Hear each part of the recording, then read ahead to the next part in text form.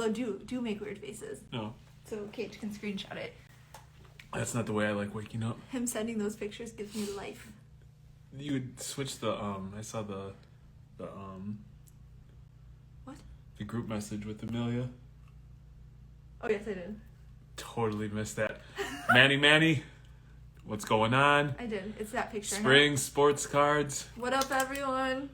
Reckless After Hours tonight, y'all. Yep. Yeah, we're not to hell with Starbucks. Yeah. It's been a long-ass day, and I had my heel turn on TikTok tonight, so... Yeah, Courtney went full heel turn on TikTok, and it was great. I'm so nice on Instagram. If you go on TikTok, don't mess with me, because I am mean on TikTok, apparently. So it's goofy time tonight. What up, Andrew?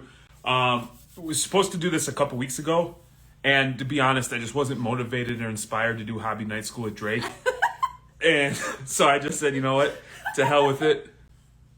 And I peaced out. So we are doing a special Thursday night. Drake, I believe, is live in Dallas. He's probably had a couple adult beverages. We're trying to keep up. Yeah, definitely. He's probably playing with some $1 million cards, and he's going to get on and hopefully educate us some. So 504, Cardboard Underground, Beantown. What's going on? Jameson. And then I'm not a whiskey drinker. That makes me a mean person too. I believe Drake's on, so let's get him on and let's get into it. Let's go. Oh. I believe he is. Except, struggling, guys. That's all. Hey, Beantown. Hello. I'm always here at 504. Oh, look who showed up. Oh, wow. Overwhelmed. Too much handsome. The 2019, 2020, and 2021 Man of the Year in the Hobby, Drake's PC, joining us. Well, this afternoon I was kind of thinking, I was like, the whole time at Chicago and the National, Jeremy was trying to get into my hotel room, and now you finally did it. Ooh, touche, sir. I wasn't trying. I just did the old foot tap underneath the bathroom, so it worked. That's why he joined us. That's why he's back. Repeat business. There you go. So you're going to appreciate this. So I totally missed 2 weeks ago, got stuck in, traffic and didn't make it. So I appreciate you adjusting your schedule to come back on. But I ran upstairs to, 1, beat the shit out of one of the kids. Yes. 2, to throw some stuff on. And I keep my phone off early during the day because social media just distracts me. And I looked at it, and it was Vince McMahon speaking with Pat McAfee. Pat McAfee, and I was like totally distracted. And he's like, "I'm gonna get you in the ring. This is awesome." And then like Courtney's messaging me like, "Hey, where are you at?" And I'm like, "Oh shit!" Like Drake would appreciate me being late for Vinnie Mac. Absolutely, always. I'm like, no, he doesn't appreciate you being late again. And then I've apparently had like an uber blonde moment today.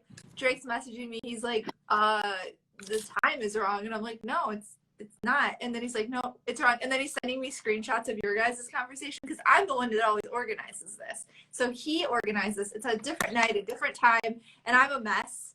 I kept messing it up. I'm like, I'm so sorry. I'm trying to find a good spot with lighting. Like, I'm trying to let you guys know I'm not staying at some cheap motel that has poor lighting and isn't cleaned and all that kind of stuff. So, no, you gotta show us the bathroom. I want to see the shower, and then I'll know what kind of hotel you're staying at. Always, right?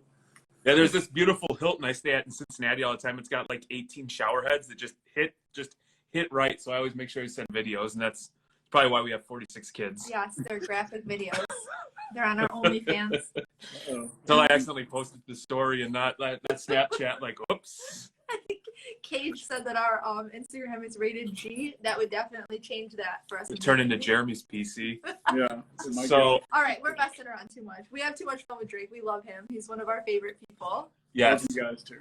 Yeah. So tonight is pretty cool because one thing we deal with a lot of people is like, hey, we've bought a bunch of cards and we don't know what the hell to do with them. We don't know what our next step is. We're trying to consolidate. We think consolidating is right for us, but what's the next step?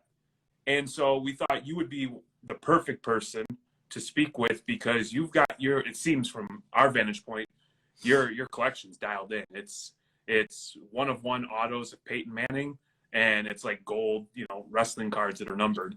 And so tonight we just want to talk about consolidation and dialing in, somebody's collection and how we get to that point and what were some of the steps you took to get there. Yeah, absolutely. I mean, unless you just started out by buying one of ones, in which case, let's just talk about that. No, I did not start out with. That's not the way I started out. It just kind of like evolved into that. So yeah, looking forward to it. Okay, so people don't know this unless they've been on the Hobby Night School, but we kind of talk about what we're going to talk about beforehand. So I think it's important that because this was like a couple weeks ago that we kind of refresh everyone. A lot of you guys asked questions and you wanted to know things. So I sort of reached out to Drake about some stuff, and I think the biggest thing is how complex the hobby is. There's so much nuance to it, and even within you collect your main collection that we see all the time is your Peyton Manning and then all of your wrestling cards, and that's very specific to you. But there's hundreds of different kinds of cards. They don't have to be sports. They can be anything. So when you start to focus, how would you suggest that someone decides what they should focus on? I think we started out kind of collecting everything, and now we've dialed in on what we like the most, and what we know about the most. But what do you think? Yeah, so I think the first thing I'll say, and we'll kind of wrap all this together, is you have to tune out the outside noise. So when I returned to the hobby in late 2019, everybody's going buy Luka and buy the latest prospect, and Zion and Ja are going to come in and all that kind of stuff. And I never really connected with those guys per se. But even with that, it was still hard to tune out that noise. And so I kind of went back and I was and I started going through my old cards and looked, and I thought, when growing up, I was a big fan of Peyton Manning. And so I started looking at his cards and just to see what I had and all that kind of stuff. So the first thing I'll say is it's got to be a player that you connect with. And, once you do that, then you start going out and figuring out what cool cards they have that you didn't know about. And then typically it's not someone sharing that specific player's cards. It's another player that maybe somebody shares, like a Tom Brady, like a gold refractor, let's say. And you say, well, shoot, I wonder if Peyton Manning has a Topps Chrome gold refractor. Well, he does. And then you kind of go down that rabbit hole. So there's so many different rabbit holes that you can go down. Second thing I'll say is sport. So what do you watch? What do you enjoy watching, right? So I think there's a lot of people that maybe collect or are investing money into UFC or soccer cards or baseball cards, and they don't even enjoy watching the sport, right? They just think, I'm going to dump a bunch of money in this, and let's hope it works out. So for me, I love watching football. I love watching professional wrestling probably more than anything else. So it certainly makes sense for me to kind of jump into a sport like that. So, if you're just in it for the money, you don't care anything about the sport, I would really advise you not to do that, just because it's kind of a slippery slope, if you will. But then in terms of really narrowing down your collection, right? You want to look at the type of card, right, that you're like. So for me, it's rare and scarce, like you guys said, the one of ones, like the game worn patches. That's kind of the first place to start. And then you go down different rabbit holes. So for me with Peyton Manning, it was the Legacy collection, Flair Showcase Legacy collection. So I wanted to collect all the different rows that he had. And then I went on this kick for the SP Authentic Sign of the Times autographs. Because when I was growing up, the Sign of the Times stuff was kind of the cool card to have. And those were really the chase cards of the time. So I've been going through and trying to collect his Sign of the Times cards from each one of the years, and that whole sort of thing. So that's kind of what I would say as far as how to try to focus in on a type of player, type of card, and that kind of stuff. And it's one of those things for me, actually being at the Dallas Card Show today, when I'm walking around, you tend to see a lot of the same types of cards and the same types of players. I can't tell you how many LaMelo Balls and Lukas and Dak Prescotts and those folks that you see down here. And you ask folks, do you have any Peyton Manning cards? And they're like, well, I left them at home because they're in my PC, or those don't really that's not ones people are asking about, and all that kind of stuff. So it makes you feel better about your collection. Some people that may kind of turn them off because they're like, well, where's the liquidity in that? But I like the fact that I'm walking around and I'm not seeing a lot of the same cards that I have in my collection.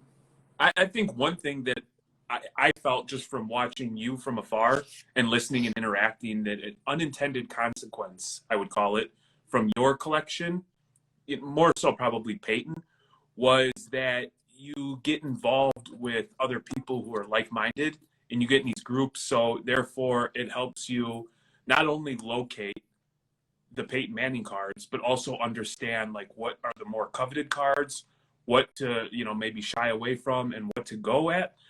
And it also, if like, I know when I run into Peyton Manning cards, you're the first person I reach out to. Hey, what do you think of this card? Is this price fair? And so I think, you know, as you dial in or somebody dials in their collection, having that support system or that group will help you even, you know, have that uptick in what you're collecting. I think a lot of people get lost in the FOMO of collecting. I know I do it a lot of times, and I get, you know, some of it is, you know, what's the coveted card? What does everybody want? But also, like, if you're collecting for your personal collection, a lot of it is, you know, what do you like? Like, what do you like? Like, I personally, I know everyone's like, oh, Prism.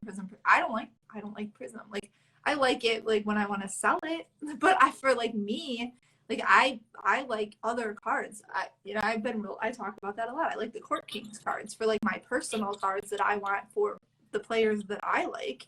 So I think it's important too, because we're talking more tonight about like personal collection Sure. than like, because everybody wants to talk about investing and how you're going to make money and what's the next big play.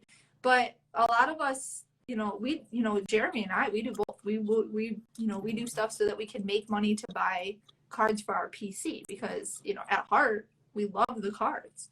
So I think it's good to talk about, like, how are you building your own collection and things that you personally want and are happy with. Right. Yeah. It's kind of a good thing to look at. And I think just to back up, you mentioned the group and thing to bounce off of. So like just tonight at the Dallas card show, I saw a Peyton card and I asked the guy what he wanted for it. And I was just like, man, I don't know. That seems kind of crazy. And so I actually sent the card to my group and asked them what they thought it was worth. And turns out I wasn't so crazy. So, you know, it's great to have like a hobby community like that you can bounce ideas off of and things like that. And they're not trying to steal the card out from underneath you or undercut you. They're very supportive in kind of what you're wanting to do. So I think that's really good. As you, Drake, as you move into, like, let's just say bigger and better or other Peytons or even wrestling cards, whether it's like a Roman Reigns, John Cena, The Rock, do you stay within that lane and buy other Peyton Manning cards or WWE cards to help get into bigger cards? Or do you look for arbitrage opportunities where if you see, hey, I can buy these cards, send them to war for Probstein and make some money to help get in those bigger cards? Or what's your process like? Yeah, I mean, so my process typically is I'll kind of reevaluate my collection. So, you know, as Brett McGrath and I talk sometimes, and his name's Stacking Slabs on Instagram, you know, we take our PC to court, and, you know, you may see a Peyton card or whatever that you want, and you're like, well, you know, I can't just go pay cash for it. And so you go through and look at the cards in your collection, and maybe it's Peyton Manning, and maybe it's other cards, or, you know, or other wrestling cards or something like that. And, you know, you decide, hey, I would rather have this card versus this card. And then that's how you kind of decide as far as like what to keep versus what to sell. And sometimes it's not always like, oh, in one card, my cost basis is low, I'd make bigger profit coming off this. It's just, hey, you know, I've had this card for long enough, it's time for somebody else to have it. And then you use that kind of to level up, as the hobby says, right into that bigger card. So it really just depends, but I typically use cards from my collection to move into bigger cards. That's awesome. Like, when people are like, I feel like some people get so in the weeds. We have a lot of our followers that like reach out to us and they're like, oh my God, I have all these cards, I don't know what to do with them. And like, it's like, you know, they're going up and down. And sometimes I feel like people get too into the weeds when they're collecting, and then they get sort of overwhelmed. When you're like going through your process of like taking your cards to court, like you said, what is the most important thing that you're thinking of outside of like, well, I've had this for a long time, and what is like the least important thing to you in that? And I'll add, typically when it comes to our decision making, if we have to let go of a card that maybe we don't want to, for me, what makes the most sense is, can I get this card again? And if the answer is yes, usually that calms me down. I'm able to move on to it and get into a bigger and better card. Yeah, and that's the same thing for me. Is it's if I have this card in my collection, if I get rid of it, am I ever going to be able to get it again? Well, it may be a phenomenal card. Like a couple weeks ago, I sold a 1989 Upper Deck Ken Griffey Jr. PSA 10. great card, iconic card, number one, all that kind of stuff. But I could go find that card any day on eBay, right? I needed the cash right now. And so, while that's a great card and there's other similar great cards, you get rid of those because the card you're looking to acquire, you say, this may be my only shot at this. Whether it's the only shot at the card because it's a one of one and it's going to go into another collector's PC, or you say, I really like the prospects of this card, and I'm afraid if I don't get it now, the next time I go to get it, it's going to be double the price. Right? So, yeah. And so, and I think that's the hardest thing too sometimes, especially now, 2021 versus 2022, think of where things have come in a year, is you look at a card sometime and you're like, gosh, I don't want to sell this, LeBron James Topps Chrome rookie for $10,000 because it was $40,000 last year, right? And I think you can't look at it like that. You just have to say, look, that's $10,000 more dollars that I don't have, right? It doesn't really matter what you paid for it. It doesn't matter if you think it may go up to 20 or 30. You take that $10,000 that you have right now, and you can use that to move toward a card that you really want. And hey, Topps Chrome LeBron James rookie card, it's a great card. I mean, he's one of the best basketball players of all time. But you can find that card in pretty much any grade anytime you want. So I think that's a couple things you have to look at. I think sometimes too people get caught up on waiting for that 10 to go to 40. That sometimes you could take that 10 and use it and transact and do things and get to that 40 before waiting for that one card. Sometimes. I think that kind of like wraps back into what we were talking about last night with the insurance, where like the market is you're never going to be able, like, you can try to predict it, and some things are like, steadily inclined, but one game, one weird, like that $10,000 card, and let's not talk with LeBron because I feel like he's pretty conscientious of his image, but you have tons of players and they're human beings. So you can have a card right now, you're like, oh, this is worth $10,000. It was worth $40,000 last year. And then the next day, the guy can go do something criminal. And then now your card's worth nothing. Right. So all of this is like, it's so fluid. And I think that people, they get so wrapped up in it. And also sometimes they don't have patience. And Jeremy and I talk about that sometimes, where it's like we have a card where we could like sell it right now and make, $10 from what we paid for it. But this, it's not the right time to sell it. It's not the right season. This player is new and like he could potentially be good. We're not into it that much. So we could hang on to it for a while. And I think a lot of people are looking for that immediate gratification in this hobby lately. And I think that's something that, as you get some longevity, you like learn to control those urges to just sell immediately. Yes, absolutely.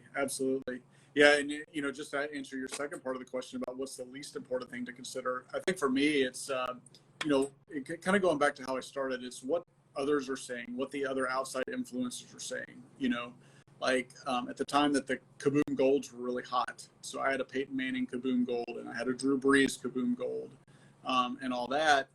And everybody's just saying like how great these cards are, and they're going to be the next PMGs or Star Rubies or whatever cards you want to say, like the next big thing. I just kind of looked at them and I'm just like, yeah, everybody's saying how great these are, and they're really cool looking cards. They're really shiny. But if I sold these now, what could I put them into that, would actually mean more to me? And so actually by selling those two cards, I was able to move into a rookie, true precious metal gems of Peyton Manning that I would not have been able to. And so you're sitting there and you're kind of second guessing yourself. You're like, gosh, should I sell these now? Because every Instagram account and podcasts and all that is talking about how these things are going to the moon and 6-figure cards and, that whole sort of thing. And I think as we've seen with all market cycles, you're not seeing that right now. It's not to say they're still not great cards, and, certain people love to collect them. There's nothing against those. But for me, I looked at it and I said, which card for the money would I rather have in my collection? And that's what helped me make the decision. I think, and I'm going to pay you a compliment, I think the selling the gold, in my opinion, is a incredible play. I force myself to consume hobby content that I am not normally attracted to, or maybe just isn't my cup of tea. And then we all have podcasts and content that we love that, is like everyday rhythm that we consume. Everywhere I go, you pop up and you're always asking questions. And I think, in my estimation, that we're a little bit similar. that you're trying to get the different perspectives. You're trying to look at it from a different lens. You're trying to play devil's advocate. And I think some of our personal success, and I would say some for you too, is putting in the work, getting that education, and not being stuck in the way your own thought process. Like there's other ways to go about it. And when everybody's flocking to buy gold, they're zigging, you zagged. And I think that that's a result of, the work and the effort you're putting in, because you don't just buy a card and everything works out. Like, I mean, there's a level of effort.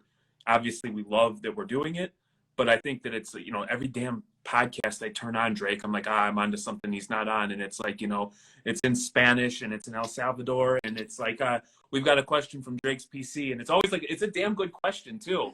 And I'm like, son of a bitch, man, this guy is this on it. But I appreciate that too, because like my hobby journey right now has brought me to beyond the cards. I love the education, and I love like trying to find different ways to navigate, and like, how can I, buy the cards that I want, and, be out in front of some of the trends. So, that's my compliment. And like, if you have any comment on that, that would be great.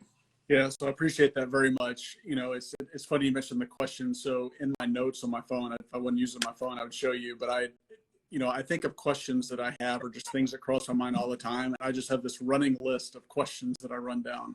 You're like taking a shower. You're like, hey Siri. yeah. It's like, hey, just a minute. Or like you wake up at 3 o'clock in the morning, and you're like, write it down real fast. It's kind of weird, at certain times when you think about stuff, right?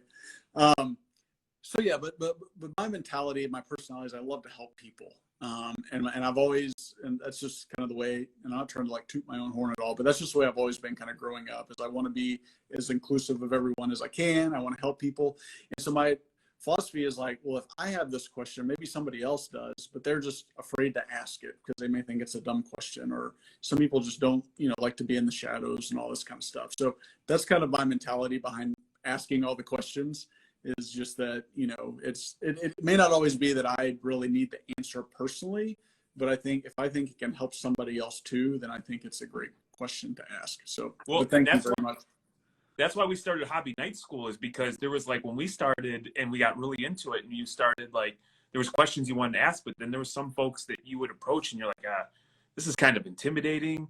And like, I don't give a shit. I'll talk to anybody. But if I would feel intimidated, I'm sure there's other people who would feel the same way. And so we're like, hey, let's just create an environment where you can have a casual conversation, talk about things that we think of, 3 o'clock in the morning, grabbing a coffee or whatever. And so I think that's pretty cool. We need more people like you who are willing to ask the questions and create an inclusive environment. I agree. And also some of it, I have to thank you too for joining a lot of our Hobby Night schools, and you ask questions that continue the conversation in a direction that maybe it wouldn't have gone had you not asked the question. And I think in collecting in general, if you think that you know all the answers, you're probably going to be making a lot of mistakes. Yes, for sure. I mean, you can never think like, oh, I've made it. I understand everything. I think you ask some of the most seasoned hobby veterans, they would tell you that they're learning something new every single day. In fact, when I walked into the card show tonight, there were a couple guys that I ran into, and that's the one thing we were talking about, is how, seems like almost every day you're learning about a new card. And the card he was telling me about was like a card from the 1800s that's 150 years old, and he was telling me the story about it and all that kind of stuff. And I was like, wow, that's kind of cool, And so it's neat to just always learn and just educate yourself, whether it's through talking to people or, consuming content or doing your own research and things like that, because there's a lot of lanes to go down. So 504 has a pretty good question. I think he's like a sports guy. Like we consume all sports. We love sports in this house. For somebody like that, how do you dial in, or how do you, like, what would your suggestion be for somebody like that who loves all sorts of sports? Yeah, so like when I first returned to the hobby, and I was kind of looking around like, okay, well, what cards do I want to buy? And this was before I kind of focused in on Peyton Manning. I was like, okay, well, it's basketball season right now. Let's look at basketball. And so I went down this rabbit hole of like, okay, well, let's look up the top 50 players from the NBA. And I was like, okay, I want at least one of their rookie cards. And many of them just have one, from the older crowd. So I did that. And so then I'm like, okay, well, let's get the top 50 players from the NFL, right? And then next thing I know, I have like one card of all these different players, and I'm going, okay, well, that's cool. I got done with that. Now what? And so that's kind of when I started looking at, okay, well, which players or which sport do I really have a connection to? And that's what really kind of pulled me back to Peyton Manning and doing that. And so, I think it's certainly fine to have a real broad and wide collection, but just know that it's going to limit your buying power, I guess I'll say, because your finances are going to be spread way too thin versus like now I'm not buying as much as I used to, but whenever I do make a buy, it's a really exciting and rare card that, I don't know, gives you that warm, fuzzy feeling. And I think once you're collecting really broadly, it's kind of hard to get that as much. The dopamine is real with the hobby. It is. Anytime like Drake does the tease, something is like incoming. So I'm gonna actually add on to that because I think that I have an opinion about this, and sometimes I don't, but this one I do. So for me, I like all sports, and someone was commenting about Garbage Pail Kids in the comment section. So I still collect Garbage Pail Kids. I just do it quietly because it's like nobody cares about Garbage Kids like the way that I do. I'm in some like private forums on Facebook, like for the people who really like that weird stuff. But that being said, I like all sports. Like I like all sports. I love the Bears. I love the Bulls. I love the Sox. I tolerate the Cubs. We watch soccer. Amelia's really into swim now. So we could be collecting everything, right? WWE, we really like that. What I tend to do, for me, when I'm looking is I feel like I can enjoy all these sports, but I don't have to have cards for all of them. Like I just don't have to. It's not like I don't really like football cards. It's not my thing. I'm not a huge fan of it. I like football a lot. But there isn't a player like you have Peyton Manning that like that really resonates with you, and that someone that I don't have that for football. I like the team, but I don't like any of the player. I'm not going to go out and buy like a Brian Urlacher card. I don't care. That did start to change a little bit with Justin Fields. It did. And that's the thing too, is if all of a sudden a team that you like has a player that you feel passionate about, that's where I would then maybe invest in that player versus like worrying about an entire sport. I think sometimes people are so worried about making their collection valuable and making sure that they're not missing out on the next big rookie, that they have to like consume every bit of like sports analytics, that they actually like they ruin the hobby for themselves because it's not fun then. Right. Mm-hmm. Yeah, and that's the thing too. Like when I was going through my phase of like, okay, let's buy, and then this card might go up, and then I can sell it, and all that kind of stuff. It gave me a lot of anxiety and stress. Yes. Right. Yes. And it's not fun because you're sitting there and you're like, the only reason I bought this card is for monetary gain, and like that's not why I personally want to buy cards. And it's interesting, when I'm talking to people about making deals, whether it's a wrestling card or a Peyton Manning card or something like that, like I'm telling them, I'm like, look, if I buy this card, I'm not trying to resell it. I'm not trying to like lowball you on an offer or anything like that. I'm just telling you, like, I want this card for my collection. And that brings me more joy than just like, okay, let me buy this card and then hope it goes up and then try to sell it and like that whole sort of thing. I mean, using the War Sports cards for me was great because I hate the process of selling. It's a lot of work. It's a whole lot of effort that I just really don't want to do. And so, so whenever I look at, do I want this card? I want to make sure that I really want it because I know it's going to be tough for me to sell it. I think it's funny too because we buy lots all the time and then we flip them and then we use that money to buy the cards that we want to keep. And I hate eBay, but do you know what I absolutely love is setting up at card shows. Like it is so much fun. It is my favorite part. If I just bought lots and then only set up at card shows, I would be completely content with that. It doesn't always work out, but I could never sell on eBay again or on, MySlab. And I like all of those platforms. They do a good job. It's just, I completely, like what you're saying, resonates with me 100%. Definitely. Yeah. And for me, I think with eBay, I've gotten to where now I've gotten connected with a lot of sellers, right? And so it's been really nice to be able to, hopefully eBay's not watching, but, well, I mean, I guess it'd be good if they did, but you're able to contact that person and you find out that they're on Instagram or they're on Facebook or whatever, so that they can really see when I send them a message on eBay and say like, I'm a Peyton Manning collector, like this is for my collection. All right. They're not sitting there going, well, that guy's full of crap. He's just trying to make a buck off me. And then they get over and they see your collection and they're like, wow, he's telling the truth. And, it makes it, I won't say easier to get the card, but it just helps with that conversation. So I think that's a positive of eBay, is that whole conversation starter. I think we have moved over so many people that we've done business with on eBay into like Matt Ross and stuff. We've like become friends with them through multiple deals on eBay, and then it becomes easier when someone likes something to just be able to go directly to them. Like, hey, Courtney and Jeremy, we know that you guys collect Pat Williams. I got this dope Pat Williams. I just go to the card shop and I just look at Peyton Manning and I send him to Drake. I mark it up 20%. If he says yes, then it's like bingo bango.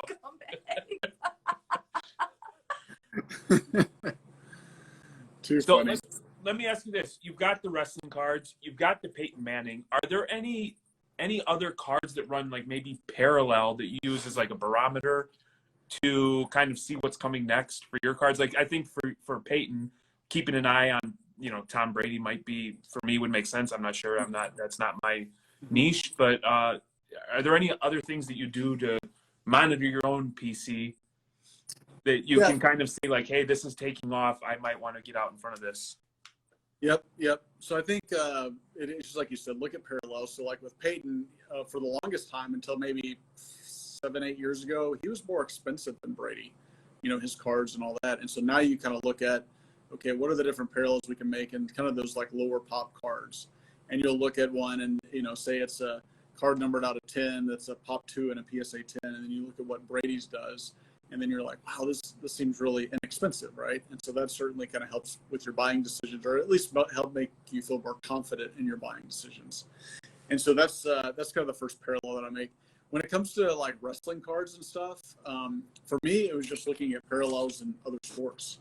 So, when I first got into wrestling, I was looking at all the vintage, like the 1982 Wrestling All-Stars and the 85 Tops and, that kind of stuff, and the early 90s stuff.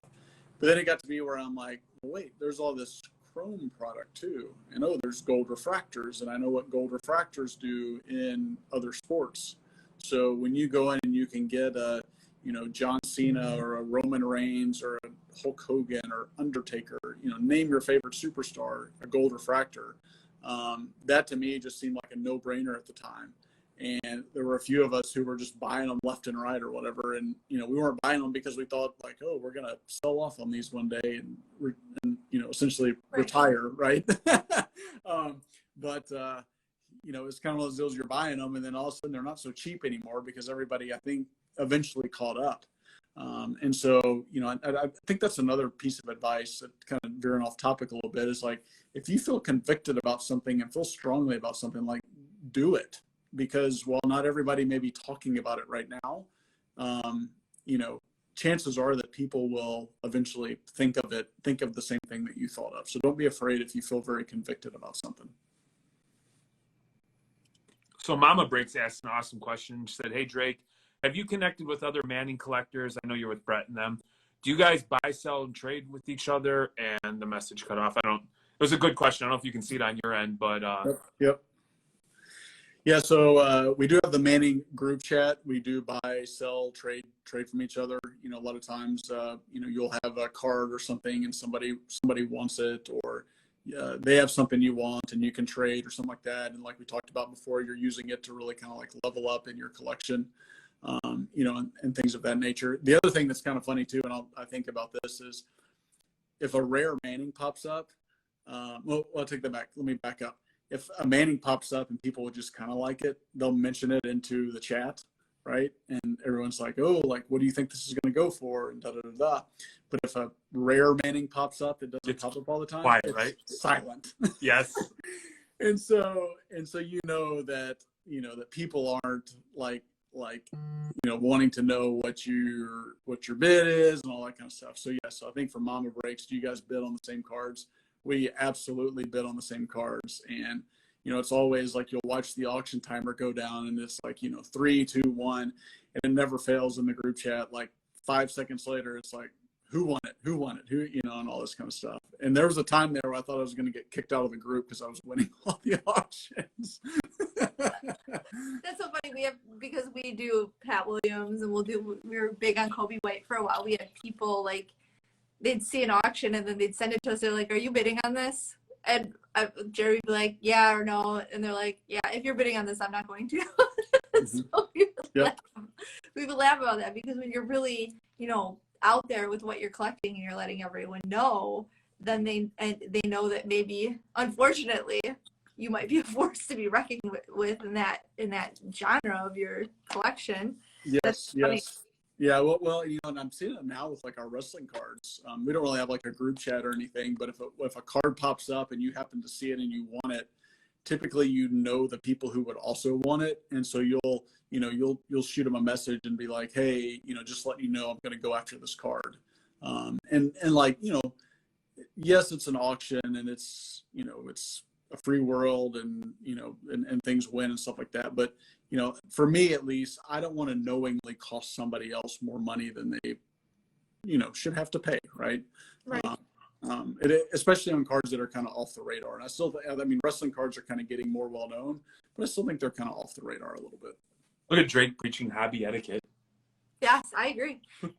So 2 things. One, that's like Jeremy and I now with wrestling. We're all in on Dewdrop, and everybody knows that. So like, don't even come for Dewdrop because we're gonna buy it all. So that's 1. And 2, Springs actually asks an interesting question, because Jeremy and I both do this occasionally where we find someone and we're like, oh, I really like this person and I think I would like to, start looking into purchasing these cards.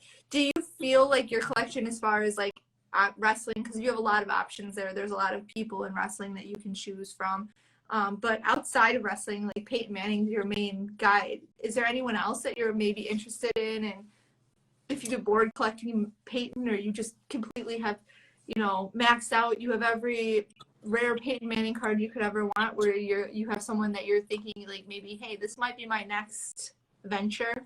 Mm-hmm. Yeah, and it's funny you mentioned that, because I've thought about that with my Peyton collection, because I've got almost all the cards that I want. There's a short list I have of ones that I want. There's a couple of them that I probably could afford. There's a couple of them that I don't think I'll ever get. I don't think I can ever afford them. They're just certain ones, like the Essential Credentials Future out of 7. That's almost a 6-figure card right now. And there's just no way that I could get that. So I've kind of started to think about that as like, kind of like, what's next? And that's honestly what drove me into going more all in on wrestling cards than Peyton Manning cards, is because the Peyton cards, I pretty much had a lot of what I wanted. And what I didn't want was expensive. And I looked over at wrestling and I was like, well, I've got that personal connection to it. And I can go and, scoop up all these gold refractors for under $200-$300, and just kind of have those in my collection. But in terms of like who else, I may want to look at PC. So, graduating from the University of Arkansas, I'm a big fan of the Razorbacks and things like that. I've kind of looked at like, what are some Razorback greats that I could go after collecting them? So, somebody like a Lance Allworth, right? He's a Hall of Famer. Nickname was Bambi. He's huge. And then there's just so many great athletes that are connected to the University of Arkansas that I think it'd be cool to kind of go down and, start having collections of those folks. So that's awesome. See, and I think there is a point where you hit like it, at the end of your collecting of a certain player or a team or whatever, and it is important that we all think about the fact that the hobby is continuing to grow and change and shift, and I don't want to say bored, but you like after a while you're like, oh, how many more of this guy can I get? I'm a little bored with this, and so I need some new adventure to go on. Do you have any digital assets? I know you asked a question last night, and I don't know if you were around for the answer, but do you have any digital Peyton or any digital wrestling cards? No, I don't. I think the only digital ones I have, I've got the Lucas Tigers bronze. I got the Tiger NFT, and then there's one that Cage sent me that's like a flaming pile of shit. So I don't know how to take that one, but But that's the only two like NFT like digital stuff that I own. Now you've got Peyton and you've got wrestling cards. Do you ever buy cards like whether it's just a one-off that like, hey, this is an awesome card, hey, this is an awesome player, or do you strictly buy wrestling cards and Peyton Manning? That's pretty much strictly what I'll buy. I went on to like a Pokemon kick for a period of time just because my son was really into Pokemon, and he was like, oh, Charizard and Pikachu and all that. So instead of just buying, going in, I definitely got educated on what I wanted to buy, to really kind of have that. And so there's that. And then he's kind of into, like, he likes the football cards. And so he wants, different, there's not really like players that he collects. He just wants, that kind of stuff. And so I'll buy some football cards for him from time to time, and then my daughter, she thinks that the girl wrestler cards, as long as they're smiling, she likes the ones where they're smiling. And so I'll buy some of those for her, like for her collection and things like that. So, I mean, really for me personally, I don't really go off, kind of my lane very often. But for them, I'm trying to pick up some stuff that they like as well too. I think that's cool because one thing we have kids but we have hundreds of thousands of cards, and sometimes it's hard for them to understand, well, why do you like this card over here, and why do you go like that? And we spend a lot of time with our kids, and they love cards, just as much as yours. I think it would be cool if all I had were Patrick Williams, the stories where I could get very specific in why I like Patrick Williams and those engagements, because I think sometimes the kids are like, I don't know who the hell Iker Bravo is, some 17-year-old soccer kid, and I don't care, Dad, because I don't like soccer.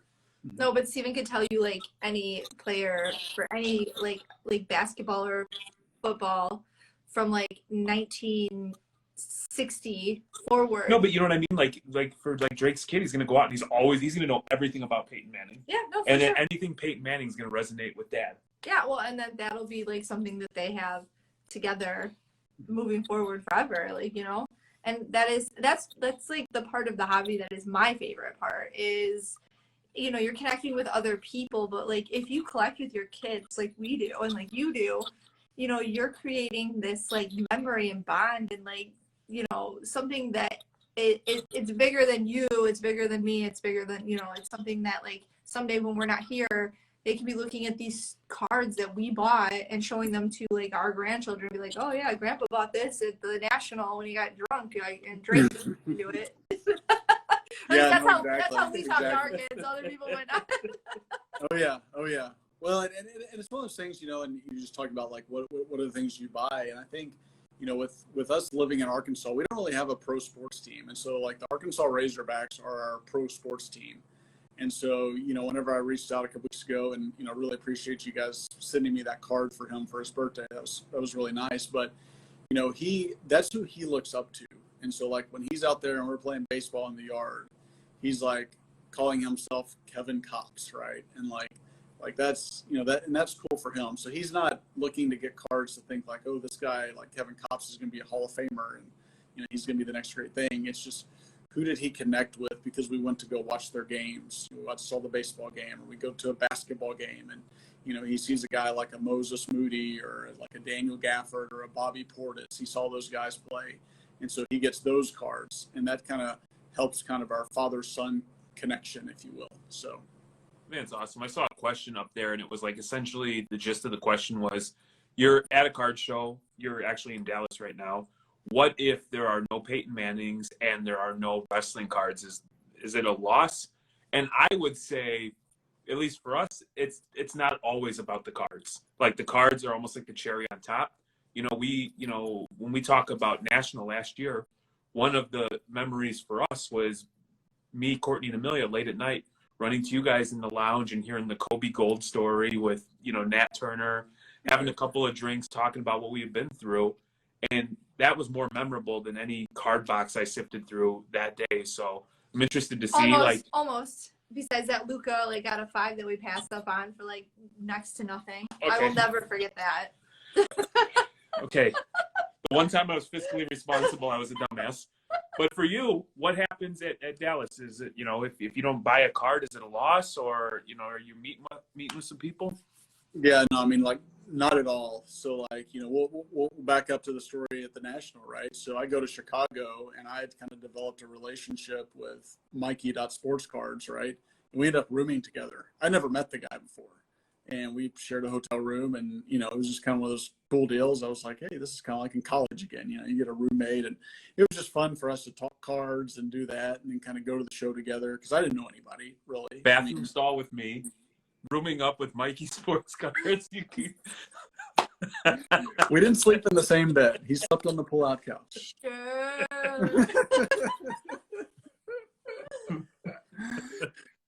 So yeah, so don't be surprised if I'm looking for a room next year, Jeremy. I maybe have come on in, man. Next year.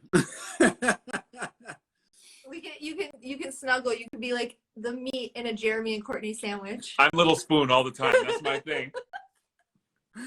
Oh boy, we're going off the rails now. But no, in terms of the card show, I mean, it's interesting because I mentioned I was going to the Dallas card show and all that kind of stuff, and everybody's like, what are you going to pick up? I can't wait to see your pickups and all that. And like, that's not what I look forward to the most about a show. Like you said, I was excited when people would send me a DM and say like, hey, I'm going to be there. It'd be great to meet up with you.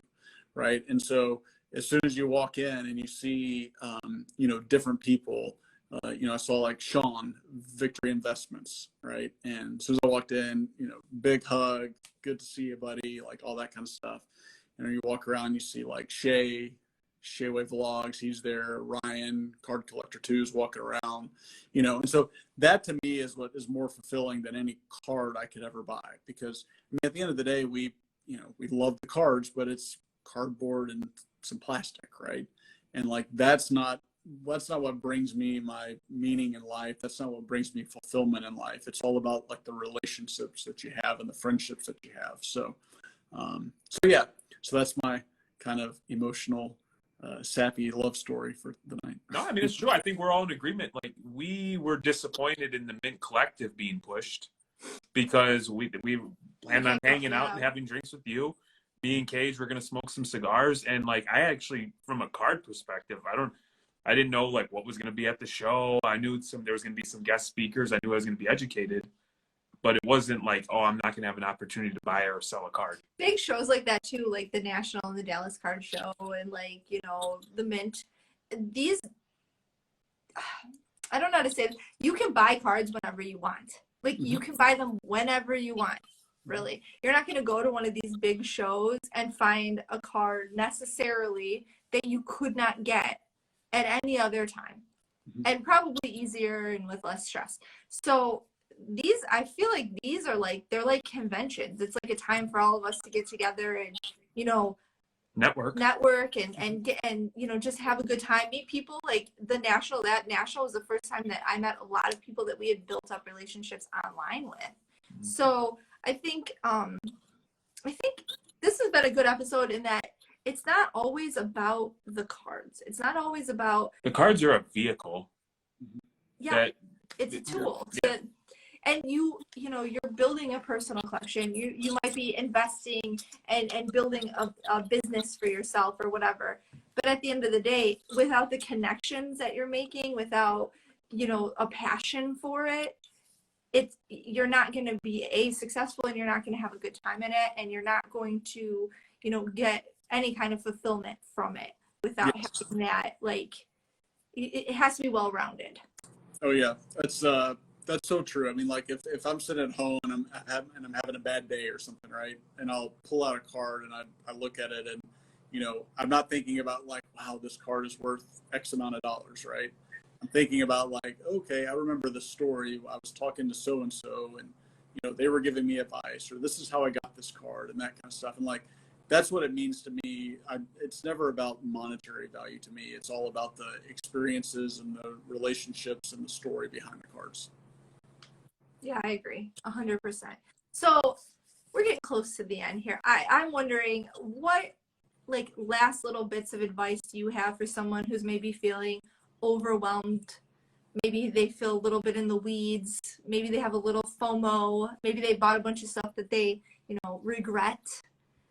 What advice do you have to someone like that? Someone who's maybe like feeling like they don't want to be in the hobby anymore just because they've stressed themselves out about it too much. Yep. Well, first thing I'll say is if you need to take a break, just take a break. Like, just relax. I mean, at the end of the day, again, we've talked about relationships, and that's what's most important. At the end of the day, it's cardboard and plastic, right? So like, don't let that ruin or control your life. If you need to take a break from it, relax. Think about something else. Just do it. I think that's good for anything. Just really anything in life.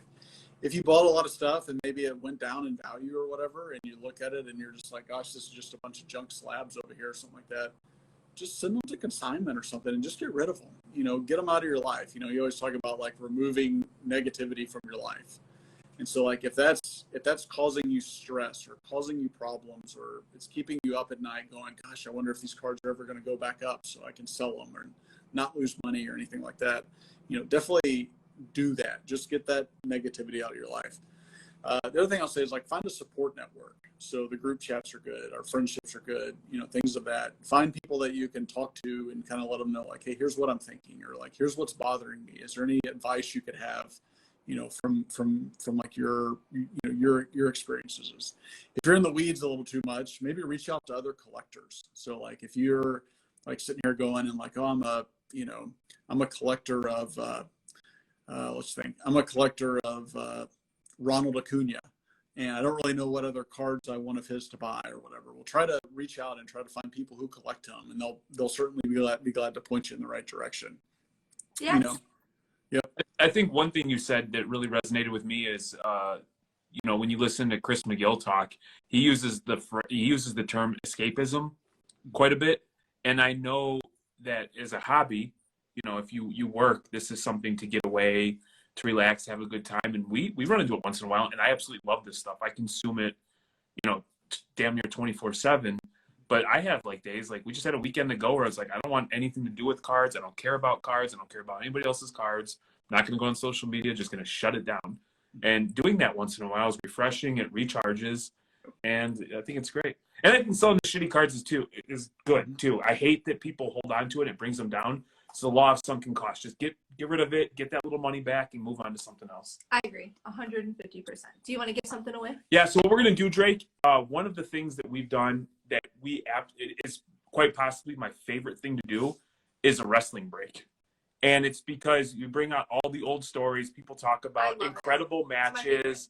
There's all the humor that's built in, and that's kind of where the dewdrop thing came from, because we were breaking wax one night, and she just took over. So what we want to do is when you get back, we're going to go live one night, and we're going to break a hobby box, and we'll figure out who's going to be able to get on.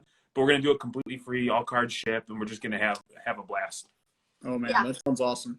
So yeah, maybe we'll have you join us live, and the three of us. No, we can't do it unless Drake's there. Oh yeah, no, like where he's actually on the live with us. Yeah, Just like in the feed. Yeah, no, you got to look at his handsome face. Maybe we'll be eliminated, and it's just Drake. Yeah, reckless Drake, not reckless cards. No, he's already reckless in the bathroom stalls and people's beds.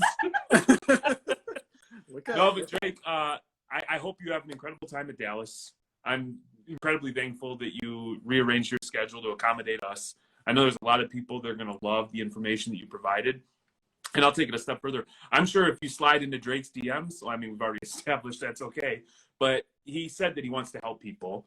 And so when you run into people like that, shoot him a thank you. And, we lean on Drake when we have questions, and we're respectful of his time. But, truly an honor to have you on, man. We really appreciate it. And that's that.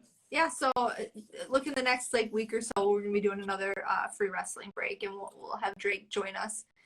And wait a minute, are you in Shay's room? No, I'm not in Shay's room. There's not enough smoke coming up in right now. So. He's too loose. He's not like. He doesn't like Shay without the mustache.